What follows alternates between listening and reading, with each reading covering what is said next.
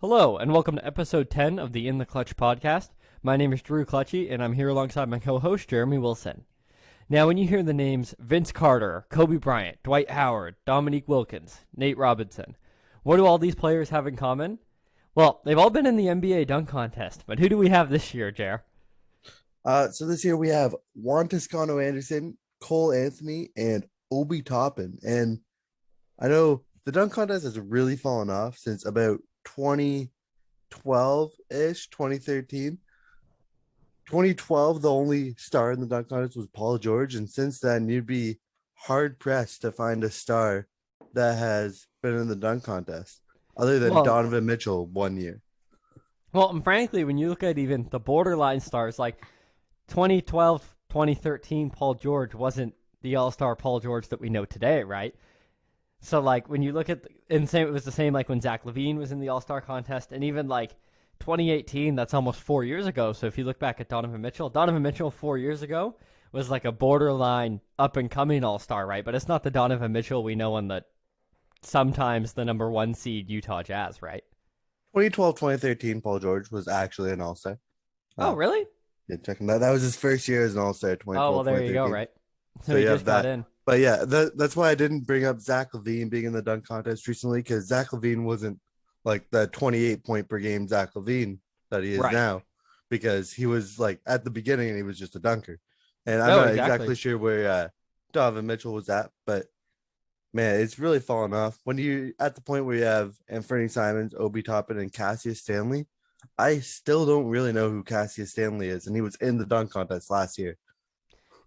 It's honestly brutal. Like when you look at some of the names, just to name a few that I named off the start, right? Like those are the superstar elite players, and they're all participating in the dunk contest. And I'm okay if you have a player who can really dunk, like Aaron Right, Gordon, which right. Aaron Gordon's not an all-star, but he is an incredible dunker, and you want to see him in the NBA dunk competition. And then the other thing too is at least he is a notable NBA player, like a six man or a starter, depending on the team he's on with positional fits and stuff like that. Aaron Gordon is in the NBA. So Right. for me, it's worth it to see a player like him dunk. And another player that comes to mind when I would think about that would be like Miles Bridges.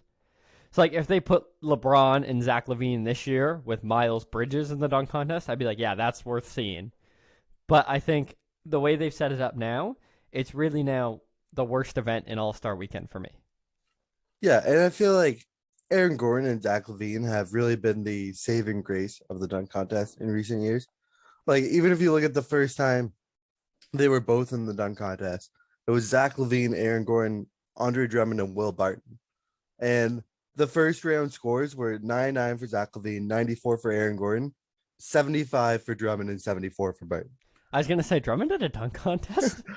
So it's like the like Aaron Gordon again, like you said, he's a spectacular dunker. Same thing with someone like Derek Jones Jr. I would watch Derek Jones Jr. in the dunk contest. He because he can Yeah, jump out of the gym and like, but you need players that are at least recognizable. Like I think it was just maybe it wasn't last year. I can't remember what year it was. But they brought up Glenn Robinson the third out of the G League, basically, to compete in the dunk contest. yeah. Last year it was brutal. I don't know if anybody remembers or not, but the winning dunk was Anthony Simons almost kissing the rim but missing, and he beat out Obi Toppin in the final round because Obi Toppin just kind of like did a dunk from the free throw line area, so like it wasn't particularly impressive or anything. So Uh, to be in that kind of a situation is like I can't believe that's how we end the dunk contest now. right. Also, just as a side note, I'm not sure if you mentioned at the start, Jalen Green is also in the dunk contest.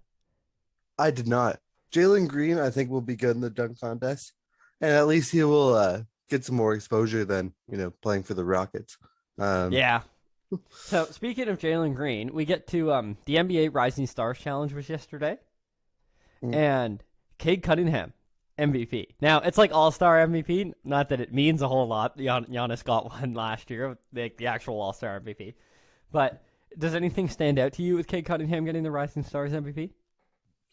not a whole lot. When I looked at the teams before the games, I thought Kate Cunningham's team was the best all around team. Right. I don't remember all the players on that team. But I know Scotty Barnes was also on that team. Uh, and I believe a couple other younger players that I'm forgetting right now. Um, but again, similar to All Star Game MVP, I don't care who wins All Star Game MVP. Giannis Right. wins All Star Game MVP because he tries harder than everybody else. Like, Yeah, last year he was on the bench. He was like, guys, I know it's the All Star game, but like, let's play some defense here. Which, frankly, I love the way the NBA All Star game has gone with the mm, whole, like, they do it quarter by quarter, and there's money on the line for charity in every quarter, and then they take the score of the winning team after the third quarter, add 24, and that's the target score. Because it makes the whole thing super competitive, and you have a situation where, like, LeBron's pulling from the logo to try to hit the game winning three because they're 3 points away from the total score they're supposed to hit. right. And they changed that. Was that just last year that they changed the format for the first time? I think that's been 2 years now since the 2 years. passing of Kobe Bryant. And that was an incredible change to the All Star game because the All Star game's always been okay, no defense. You're going to see some lobs, but it's going to be 148 to 145, and nobody's going to try. And then they changed it to have that target score in the fourth quarter. And now the All Star game is what the All Star game is supposed to be, the best players in the world playing highly competitive basketball. And I know Right. like Kyle Lowry took 2 charges, and players are playing defense and really like doing everything they can to win. And that's when you get that peak level of basketball where you're like, hey, these are all the best players in the world playing hard to try to win. Right. Which, like, exactly like you said, that's what you're looking for in an All Star game, right? I'll never forget, as you mentioned, that was in the first year that they did the target score. Kyle Lowry setting the tone in the fourth quarter by taking 2 charges that, like, no, no, no, we're not just playing, we're going to win. Yeah. And then I love having a guy like Giannis now to reinforce that, where you see him, and he was a captain last year as well, Mm. where he's also pushing that, like, we're in this thing to win, we're not just out here playing. So I think that's really, really effective, and it just makes the whole All Star weekend a lot more interesting. Yeah. And I mean, even though they don't, you get kind of both where I don't think watching it, they were trying super hard in the first 3 quarters. It Right. was just kind of like a normal all-star game. It's high scoring, not a whole lot of defense, but then it was like, okay, first to 24 wins. And then it was like, okay, let's lock down and really do like play defense for the first time. And I don't know how long it's been since they played defense in an all-star game, but I don't know, probably since Kobe was around. I bet Kobe played defense in the All Star game. yeah, I was gonna say, I bet you Jordan did too. Yeah, well, Jordan probably did. Jordan probably bet money on the game before it was cool. So that brings us one interesting thing that came out of the NBA this week. Anthony Davis is going to be out 4 to 6 weeks. What do you think of that, Jer? That's a tough blow for the Lakers. Maybe it gives Russell Westbrook some room to be more like Russell Westbrook of 20, I don't know, 16, 2017, 2016 to 2019. 2016 to 2019. Uh, I don't know, maybe they can somewhat stagger the minutes like almost uh James Harden and Russell Westbrook did, where it would Right, be they wouldn't be on the court that much at the same time. right, So I think if Russell Westbrook could run a unit without LeBron or Anthony Davis on the floor, you would see a much better version of Russell Westbrook and more, not necessarily that he will be the same as he used to be, but at least he'll be playing that kind of style and closer to who he right. used to be. So if you can maybe stagger LeBron and Russell Westbrook a little bit, maybe it gives Russell Westbrook the chance to get uh some of his play back and some of his confidence back so that when Anthony Davis comes back, he can fit a little bit better with him. Yeah, I think you're bang on that it's a huge opportunity for the team to try to figure things out. On the other hand, what I find really funny about the whole situation is just that it's all about LeBron's legacy. Like, nothing's about the Lakers winning. We're all about, like, this needs to happen for LeBron. And LeBron's 38 and playing like an MVP. And, like, that's where we're at with this whole thing. Nobody talks about the Lakers winning the championship in terms of the Lakers. It's all just in terms of LeBron's carrying this team, so somebody please help him. Yeah, I'd like the Lakers to if the Raptors can't win the championship, I'd probably pick the Lakers to do it just because I want to see LeBron win again, you know. You cheer Exactly. for greatness and it's like I don't care if the Lakers win, but And by not going all in at the trade deadline and trading. I know they had one first round pick left, and they talked about moving Russ and trying to get some shooters. By not going all in, I think Rob Pelinka disrespected LeBron. Because Cleveland, frankly, Cleveland just went all in every time. They were like, what do we got to do to make it work? And then LeBron was like, this is what we have to do. And then they won a championship. And once you have the championship, that's it. Like, you did it, right? So I think to leave LeBron, even though obviously they're like, I don't know, they're an 8 seed. I think they're 3 games below 500 right now. I'll double check that as I'm talking here.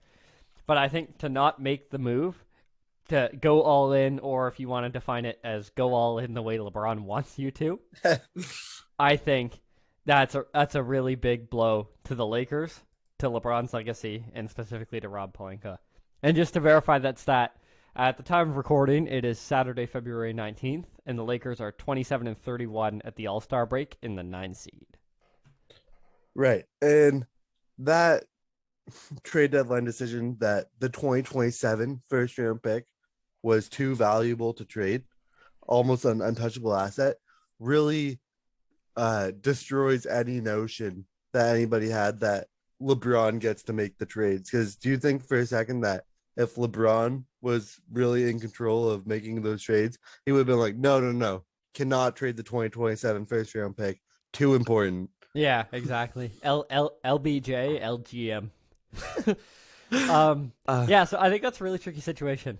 The thing where I stand right now, especially with Davis out, Lakers aren't winning the championship. If LeBron has any kind of lingering injury at all, I would sit him. Because they're not in the situation that the Nets are in, kind of thing, where Brooklyn is 31-28 and then the 8 seed, but they're above 500. The Lakers are below 500. They're the 9 seed, and they have the hardest remaining schedule in the NBA. So, frankly, even if they get out and they get into the play-in game and they're 500 and they're the 8 seed in the play-in game and the 7 seed, they're not going to go all the way from that and win a championship. Because even if Russ gets a little bit better and figures things out and Anthony Davis comes back, I bring back to there's a reason all of these other guys are on the veteran minimum. Like, there's a reason this team is built the way it is. What good does it do you to shut down LeBron and miss the playoffs? Less miles on his body. For next year, when does he have the opportunity to go into free agency? I think it's after next year, right? After next season, and he's going to go wherever Bronny goes. Right. So if he's going to play for you next year, regardless, he's just showing you that at 37, he can still do this. There's no reason to believe at 38, he's going to take a big drop off. But why put those extra miles on his body? It just doesn't make sense because they're not going to win the championship. I know it's hard for Lakers fans to hear. Right, but if you keep him in, right, you're going to make the playing game, right? You will be at least in the playing game. You're not going to fall out and San Antonio is going to replace you. No, they're 4 games. They're 4 games out of falling out of the playing game. Right, and I can't imagine with LeBron playing that they fall out of the playing game. Right. And I know that the chances to win the championship are very, very low. But do you think a top seed really wants to play LeBron, Anthony Davis, and Russ Westbrook in the first round? Oh, obviously not. Who wouldn't? Or who would? But do you think on the flip side of this, picture the Lakers as they've struggled this year, even put put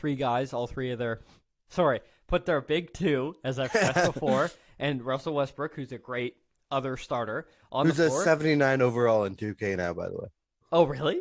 Yeah, the new update apparently I saw on Instagram this morning came out. He's a 79. That's brutal. But see, that's accurate, though. So they're big 2 plus a really good starter. Like, I wouldn't necessarily say Westbrook's a 79, but like... Well, yeah, he's probably a lower starter overall than Marcus Smart now, but all then, the same.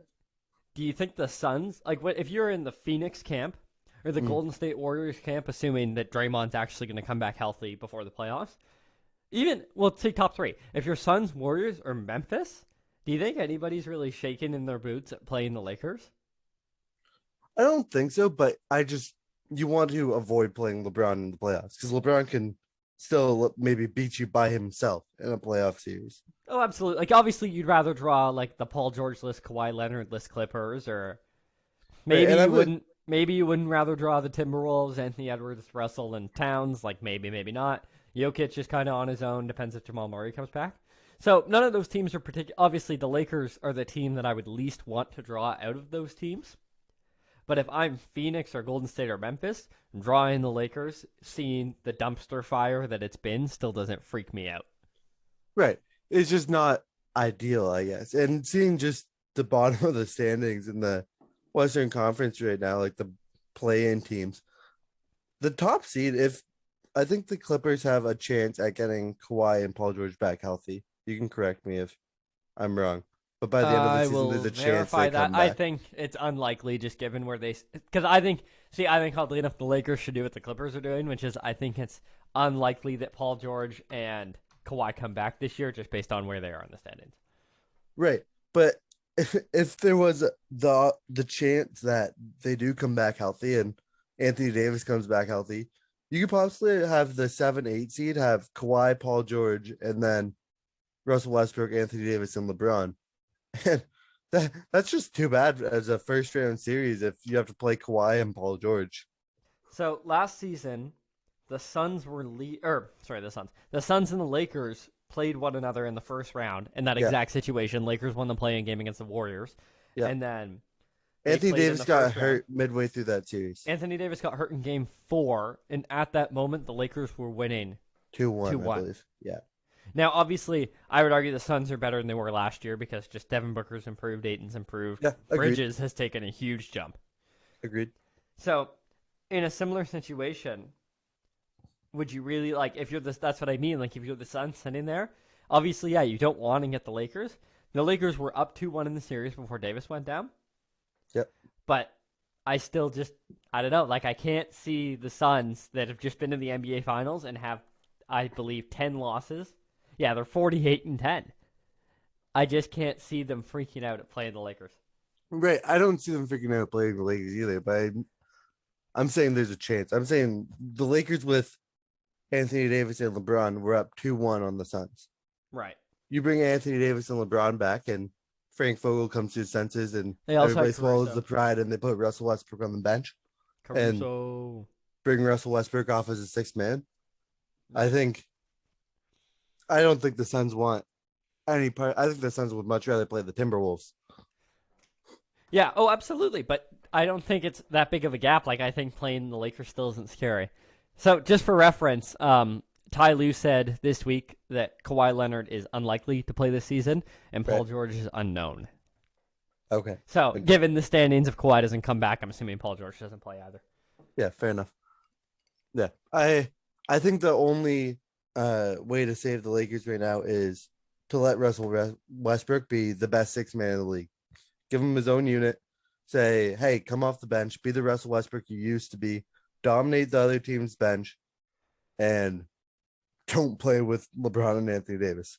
But can you even guarantee that he's the best sixth man in the league at this point? I would say that if you can tell Russell Westbrook, even if we just go back to last year, Russell Westbrook was averaging 22, 11, and 11. Like, Russell Westbrook can, I think, be a very good player. He just needs a team where he can do that. And he's expected to be a third star. And that's just not something Russell Westbrook can do given his skill set. Right.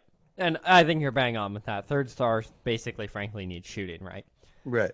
But it brings forth an interesting situation where I think you have to heed the warnings of what we've seen with the Nets and the Lakers, which is you can't put three 32-year-old-ish superstars together. I like you And just then- average the Lakers superstars age. Like Well, that's not the average for 27, them. The average 37, for them is probably 32. 34. I was thinking more Brooklyn. I bet for the Lakers it's 34 because LeBron's 60. But I was thinking Brooklyn with initially the Harden, Kyrie, Durant, and then you can't put them together. 30. We'll call it 33. Average of age of 33 years old, and then put like veteran minimum contracts around them, and actually make it work. Because while it Right. works in theory, as we saw, as soon as like Anthony Davis gets hurt, or Kyrie is only playing road games, but initially wasn't playing any games, or Joe Harris going down. Joe Harris going down is part of what ripped the Nets season apart, because they Right. didn't have that other starter who could really shoot the ball and get allowed like Harden and Durant to get assists and stuff like that. So it works on paper, and when you build it in 2K or when you build it like you're looking at like a fantasy basketball draft board, you're like, wow, like what a good team this will be. But when you get it in practice, Yeah, nothing can go wrong. yeah, and I said nothing can go wrong. Something can go wrong. No, like sorry, you can't allow for anything to go Got wrong. you. Because like even like the Right, Joe Harris plus Kyrie Irving, like that ripped apart the Nets. right. And when the Warriors built their super team, not the 73-9 team, but the Kevin Durant, Steph Curry, Klay Thompson, Draymond super I team. love how we have to specify not the 73-9 team that was also really good, but But yeah, when you got that super team and they just dominated the league for 2 years straight, like and it then was got easy, shut down right? by the Raptors. It was just easy for them. They swept the Cavs once in the finals, went 4-1. I know the Rockets took them to Game 7 once, uh, Raptors but got that them in team. 6. Okay, we moved past the Raptors beating them without Kevin Durant, um, but that Kevin Durant, Steph Curry team just dominated the league, and it was easy, right? Right. And then, so I think based on that, I at least believe that super teams was like if you have the top end talent, then it's just kind of game over. Right. And you diminish that the rest of the Warriors, they didn't have a ton of depth, but their secondary stars were awesome and they had some depth. And Right. then when you talk about the Nets, when they traded for Harden after having Kyrie and Kevin Durant, I'm thinking, oh, that's game over. That's unfair.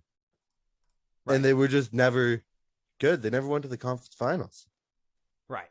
Or the Lakers, like you mentioned, with they put three superstars on the team, and you're like, okay, they're going to be like a guaranteed top seed. I know the Western Conference is really good, but they're just bad. The superstars don't fit.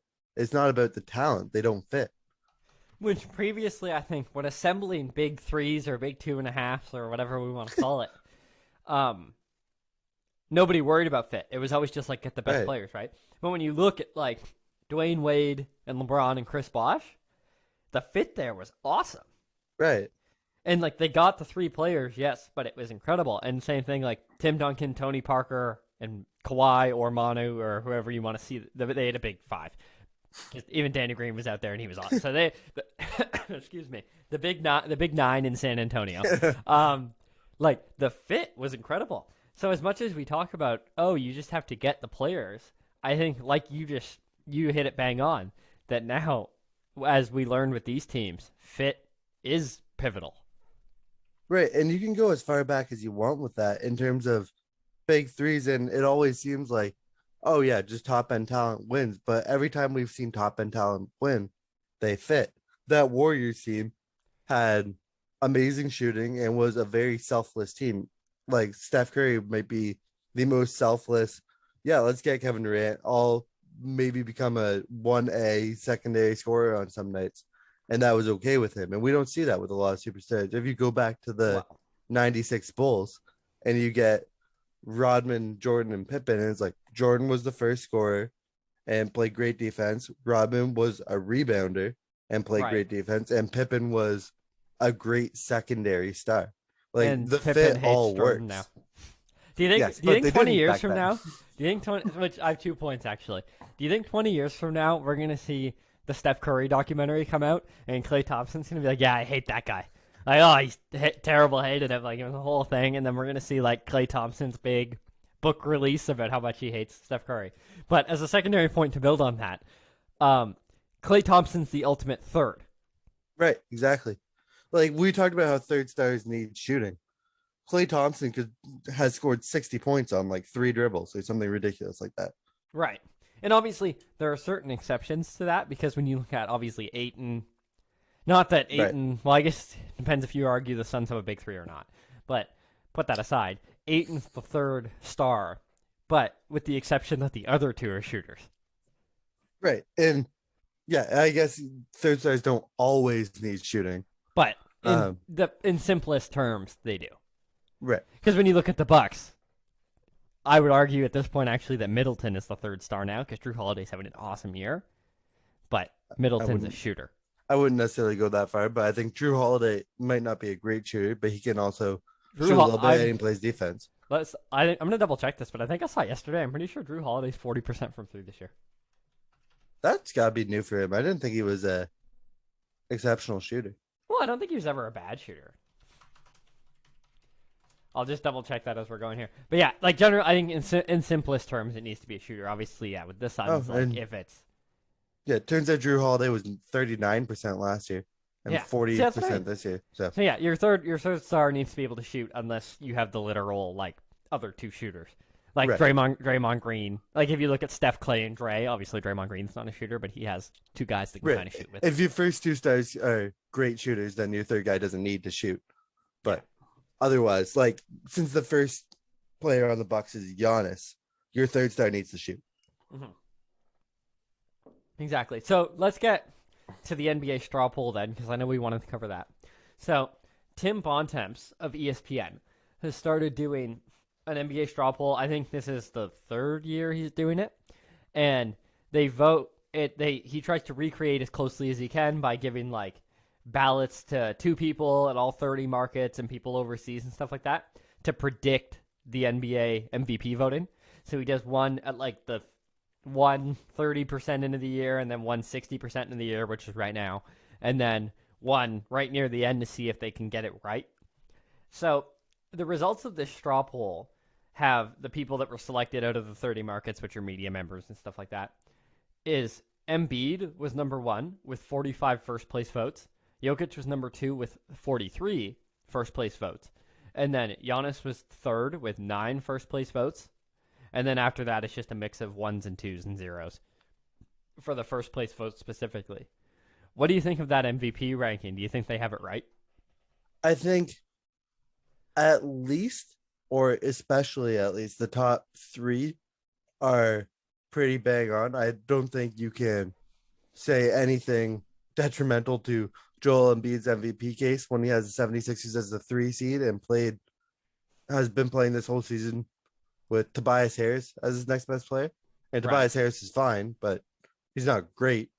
And then in terms of Jokic, again, similar to Embiid, without Jamal Murray and Michael Porter Jr. And so I think if Denver was the 3 seed, Jokic would be first, but Embiid's the 3 seed and not Jokic. So, and then in terms of Giannis, I feel like we've kind of grown accustomed to what Giannis does, but Giannis is averaging 29 and 11 just kind of casually, which is again ridiculous. And Milwaukee's a high seed, so I have no issues with the top three. After you get into 4, 5, 6, and 7, like anywhere between Steph and DeMar, I could throw up and go either way. Right. I just like to point out to a couple of things. One, I'm a little bit higher on Tobias Harris than anybody else is because Tobias Harris to me is the ultimate power forward, assuming your power forward's not a stud of a player. Like if your power forward is your third or fourth or fifth best player, with the exception obviously of like Draymond Green, but just like for an average power forward, I think Tobias Harris is like the ultimate player in terms of he can shoot, he can create his own shot. He's not a disgustingly bad defender. Right. So he's just like, you can dish to him in the corner, hit a corner three. If he gets the ball with 6 seconds left on the shot clock, he can make something happen. Like a slightly better version, well, or I guess a lot of people, I don't want to upset a lot of my listeners, a way better version of Tobias Harris is Pascal Siakam. Right. But like same thing, like can shoot, make his own shot, defend the ball. Like that's your ultimate power forward. So just that's a total side tangent, but I just believe like if I was going to build a team, I'd have my star player at any other position unless I could have Giannis or Kevin Durant, and then that would be my power forward, like Tobias Harris or Siakam. Right, and I agree with you in that Tobias Harris is a good player, and right now he's averaging about 19, 7, and 4 on good shooting, and I think can be a third quote unquote star, whether or not you want to define him as a star. I think he can be the third best player on a championship level team. But he's been the second best player on this team for the entire season, and I don't think he can be the second best player on a championship level team. No, I agree. So then, to just kind of unpack everything else you said, I'd also just like to mention that Giannis is currently predicted to win Defensive Player of the Year as well. Which is ridiculous because he did that, last year? 2 years ago? 2 years ago. But I think Gobert won it again last year. But with Draymond Green going down because Draymond was expected early on in the season. But I think I'd like to see the MVP vote honestly be a little bit closer because Embiid and Jokic are on top of each other, which is great, and then Giannis is way behind. Right. But like, I just think I always go back to the voter fatigue thing. Like, how can you not have Giannis right there, even if he's like still behind Embiid and Jokic, but closer? Because like you said, he's like 29 and 11, and also projected to win Defensive Player of the Year. Right. So how can you not have him right there? The team's like, I think they're the 5 seed right now, which I know is They're not the great. 5 seed, and I think the 5 seed is why. Yeah, but they're only one game behind Philly. Right. Philly's 35 and 23. The Bucks are 36-24. Right. I think Milwaukee was expected to be a dominant 1 seed. Right. So I think the combination of voter fatigue, which LeBron has also heavily suffered from in his career, Right. and the fact that Milwaukee has not disappointed in terms of nobody really cares what they do in the regular season. It's about the Right. playoffs for Milwaukee now, but they were kind of expected to be a 1 seed, and Right. they're not.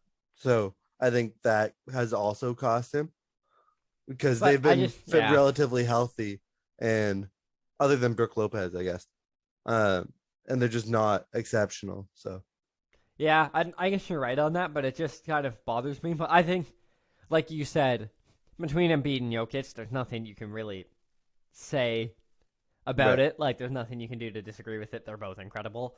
And like I know we went over this last time that I would pick Jokic over Embiid, and I would pick Jokic over Embiid if I got to vote in the MVP thing. Which, believe it or not, I guess the people at the NBA are not listening to the In the Clutch podcast, but Jared and I haven't gotten our ballots to vote for MVP yet. So I'm a little bit worried that they're not coming. I keep checking my mailbox every day here. But I'd put Jokic first, and then I'd have Embiid and Giannis like right, literally tied. But that brings me to an interesting point, which is other people who got a first place vote. Chris Paul got 2, and Curry got 1. yeah, But because of the other voting positions, Curry actually finished with more overall points than Chris Paul did. So Curry's 4th and Paul's 5th. right, And then nobody else got a first place vote. But other people who got votes somewhere are John Morant, DeMar DeRozan, Kevin Durant, Luka Doncic, Devin Booker, and Jimmy Butler. Now, every person got to put 5 people on their ballot. It's like it was a top 5 vote, right? right. How do you end up with Jimmy Butler on your ballot? Like, no disrespect to Jimmy Butler, and honestly, like I feel the same about Devin Booker, and Kevin Durant hasn't played enough games anymore because he's been out for so long. But like, you have Embiid, Jokic, and Giannis, which should be a lock on every single ballot, and then between Steph Curry, Chris Paul, John Morant, and DeMar DeRozan, how do you end up? And even Luka Doncic, Doncic is like 26, 9, and 9. How do you end up with like Jimmy Butler and Devin Booker on your ballot? Devin Booker's not even the best player on his team. I think you could absolutely argue that Devin Booker is the best player on his team. I don't necessarily care who you pick as the Suns' best player, whether it's Chris Paul and Devin Booker. I think they're the same level of player at least. So if you're talking about Devin Booker and somebody said, well, he's the best player on the best team in the league. Sure. But And he's not. but he's what's he averaging? Probably 25. And Chris Just Paul's probably averaging like 15 or something. I don't have those stats necessarily with me. Chris Paul's 15, but 11 assists. And Devin Booker's Devin Booker 25, 5, and 5, essentially. 25, 5, and 5. And so if somebody were to tell me Devin Booker's better than Chris Paul, I'd say, yeah, okay. I wouldn't necessarily dub him as more valuable than Chris Paul. Chris Paul's also 0.1 steals behind the leader, DeJounte Murray. Murray's Right. 2 steals a game. Chris Paul's 1.9. But in terms of, you want to tell me Devin Booker's the best player on the best team in the league, and that's why he got 1 5th place vote. Totally okay with that. Same thing with Jimmy Butler. You want to tell me, hey, he's the best player on the number 1 seed in the Eastern Conference. On the 3rd best team in the league. Sure, but he's the best player on the best team in the Eastern Conference, right? So I can see him getting a 5th place vote. And with all the things he does, that I feel like he's underrated in terms of like all his stats don't like what he does isn't necessarily all show up in the box score. Right. And he's not the best 3-point shooter. I'm very surprised that I know the Lakers are a 9 seed, but LeBron averaging like 29, 7, and 7, trying to drag this team to the playoffs, didn't get a 5th place vote.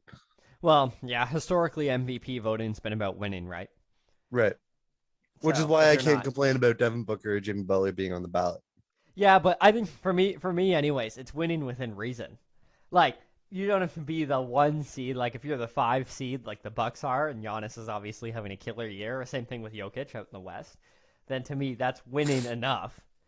But then given their stat lines, but I just think if you only get to pick 5 guys, you really end up with Devin Booker or Jimmy Butler or Kevin Durant who hasn't played enough games. Given that the seed, like it almost feels like to me that it's disrespectful towards the other guys.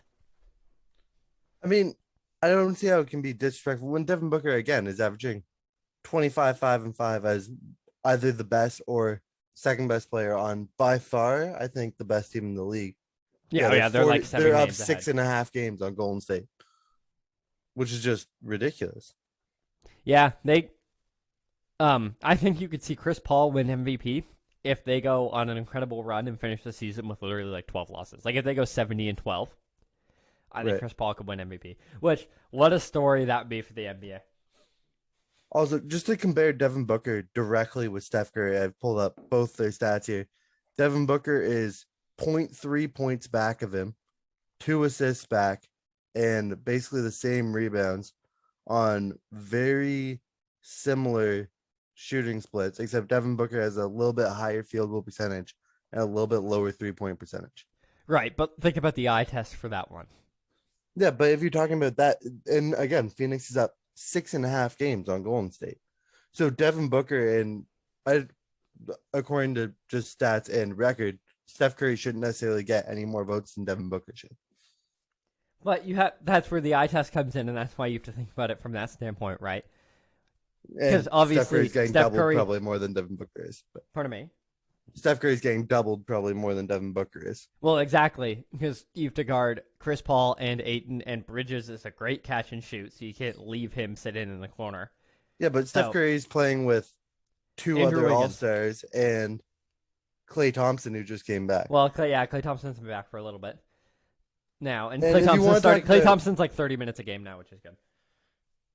I actually have a stat here. This isn't the most recent stat, but it came, I think, of just a couple days ago, where Steph Curry isn't even in the top 7 in most possessions double team per game.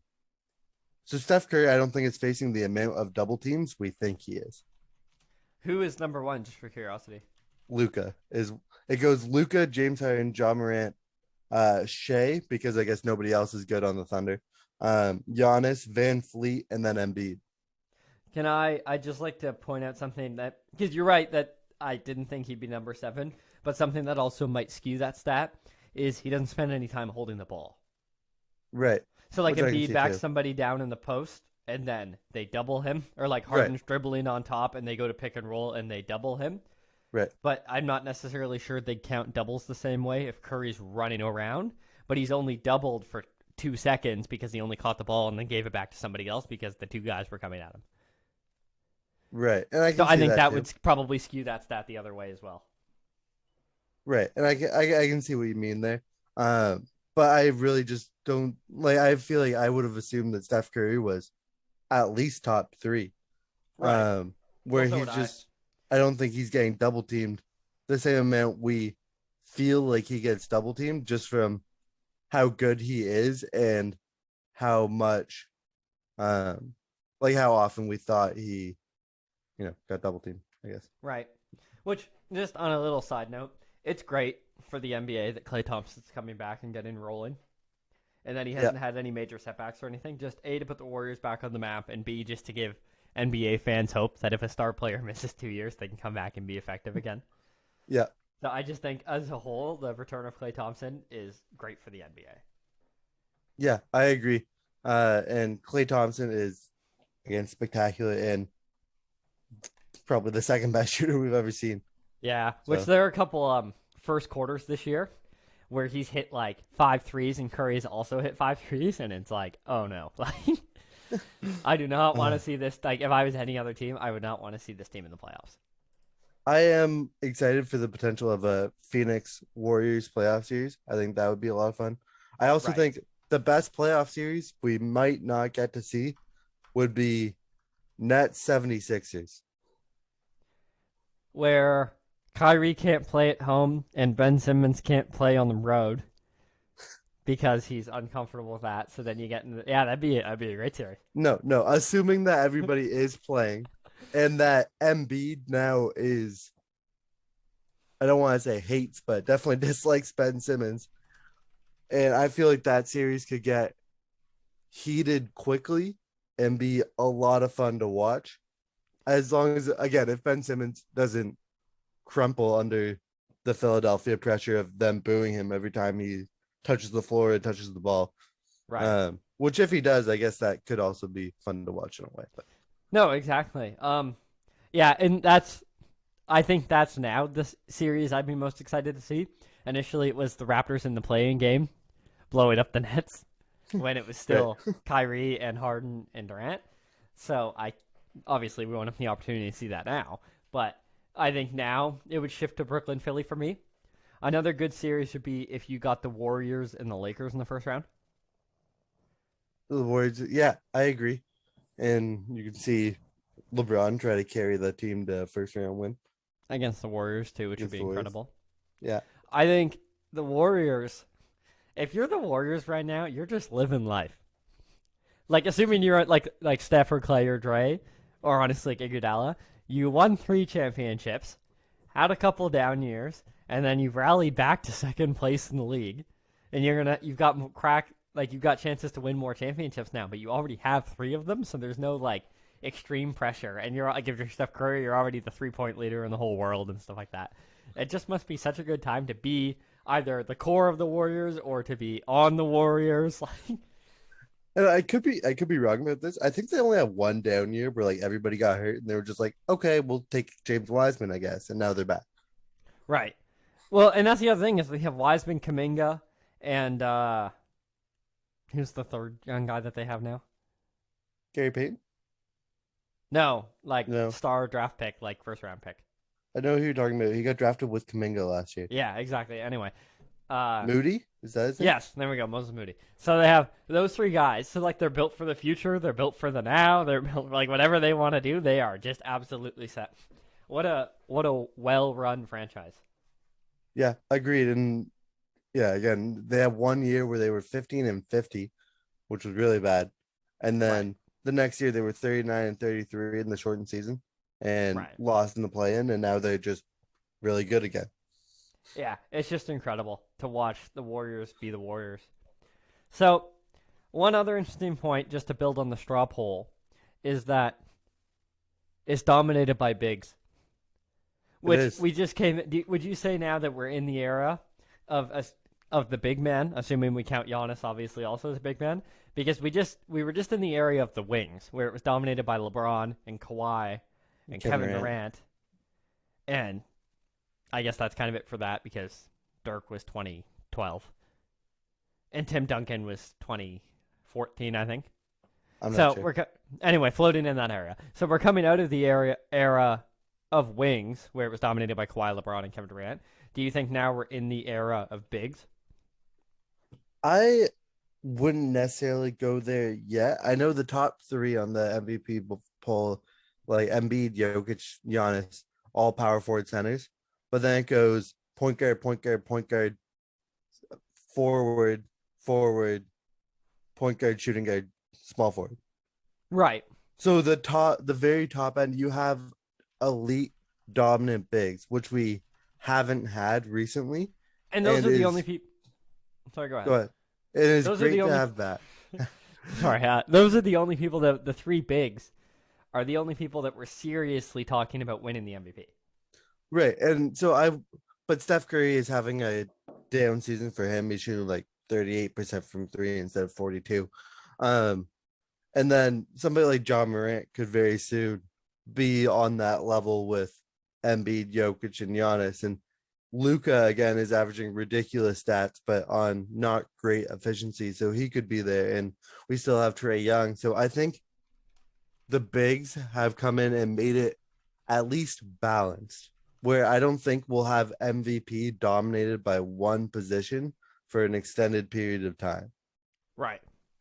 Which I think that's an interesting approach. I think it's interesting now to me that it's all bigs because we just came out of an era, or I guess we're in an era of so much shooting. Right. But then, oddly enough, who's dominating are bigs that can shoot, kind of, with the exception of Giannis. Like Giannis, obviously, can shoot Right. just enough to keep people honest.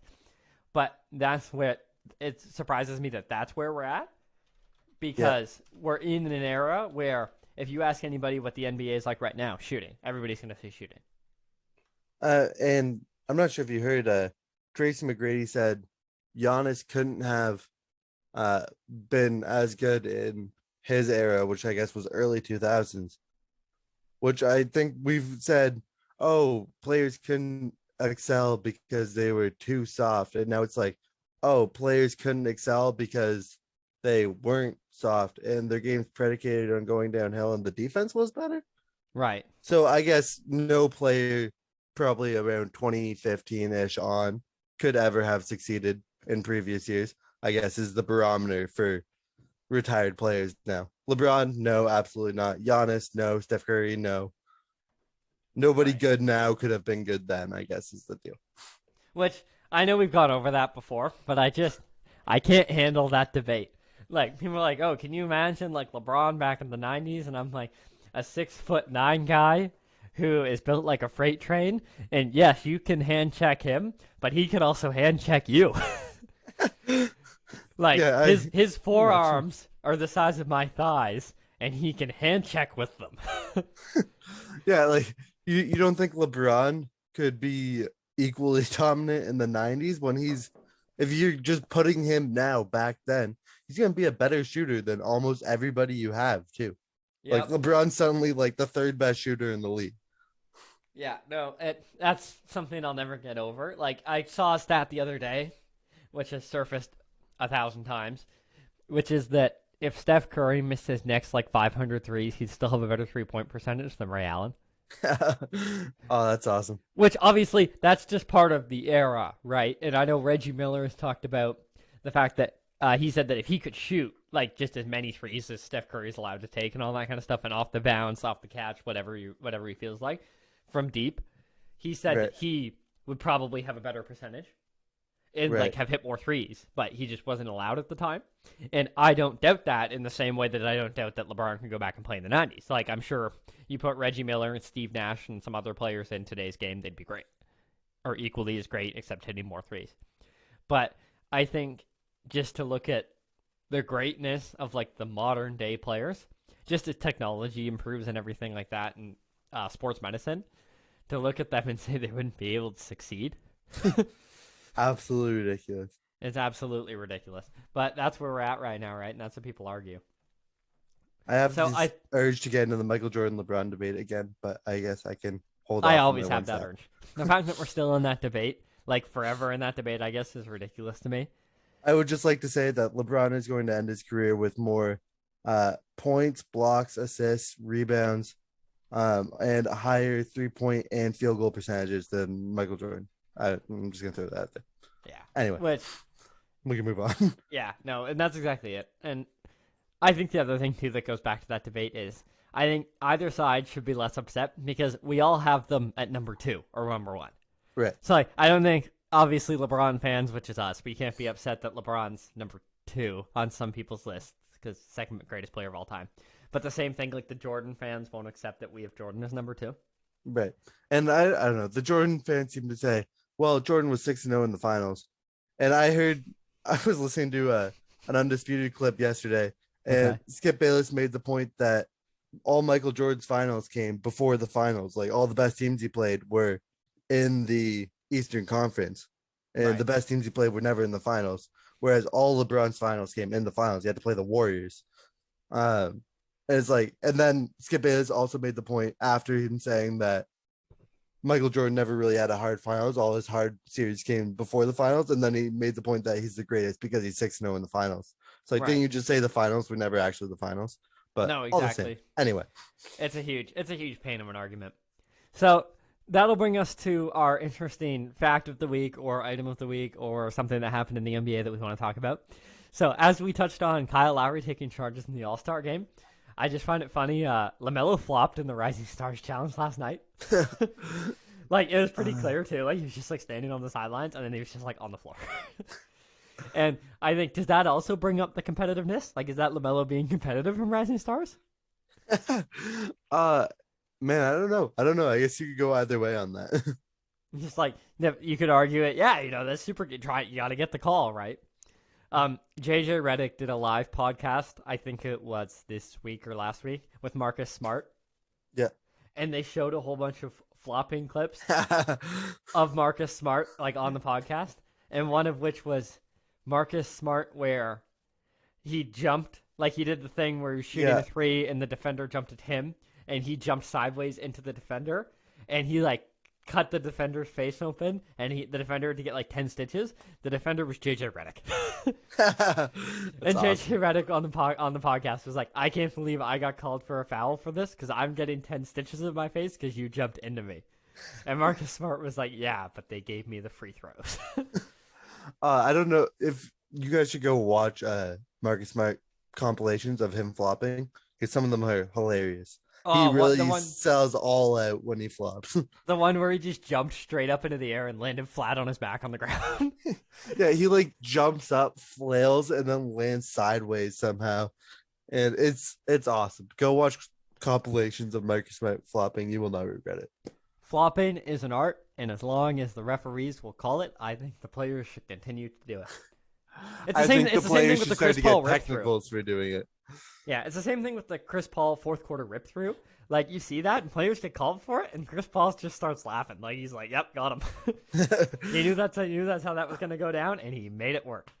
Yeah, and I guess the NBA's proven when it gets to the point where they feel like it's detrimental to the game, they'll change the rules. They did just it for James Harden and Trae Young. So, yeah, which the NBA is really good for that, which I really like. Is they just changed the rules as required to keep the game interesting. It's the same when they altered the shot clock to when you get your own rebound, it's only 14 seconds back on the clock. And man, I know Chris Paul finds it awesome to like get that rip through call on people, but it is awesome. I find it awesome to watch James Harden jump into somebody and not get a call. I think it's hilarious because you're not trying to shoot. That's awesome. You shouldn't get that call.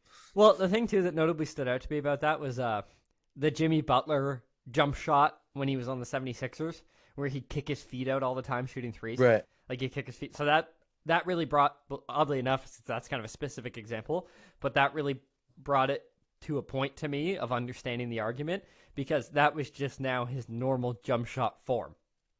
Right. Was now he just kicks his feet. Right. So, and then people were hitting his feet and getting called for fouls, stuff like that. But I do think Harden is being ripped off a little bit. Like, not obviously, like he still does a lot of jumping sideways into people, but I think Harden does actually deserve a few more calls. He got too many calls for like 8 years straight. So if he gets too few calls, I'm okay with that.